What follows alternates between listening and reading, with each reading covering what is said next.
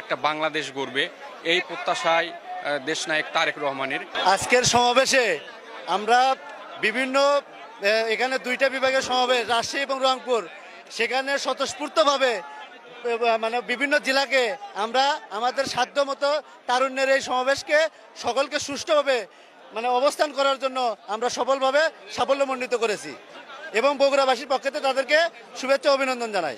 আজকের মেসেজটা ছিল তরুণদের কাছে, যে তরুণরা আগামী দিনের ভবিষ্যৎ এবং তাকে বিএনপির ভারপ্রাপ্ত চেয়ারম্যান তারেক রহমান ওনাদেরকে মেসেজ দিচ্ছেন যে ওনারা আগামী দিনে বিএনপি এবং কৃষি উন্নয়ন ও তারুণ্যের রাজনৈতিক অধিকার প্রতিষ্ঠার লক্ষ্যে তারা বিএনপির সঙ্গে কাজ করতে চায় একযোগে। আজকের এই সমাবেশে আমরা জানতে পারলাম শহীদ রাষ্ট্রপতি জিয়াউর রহমান সাহেব এই বগুড়ার কৃতি সন্তান।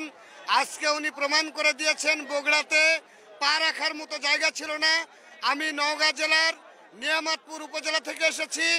আমরা তো চার মাথাতে নেমে এ পর্যন্ত পায়ে হেঁটে এসেছি।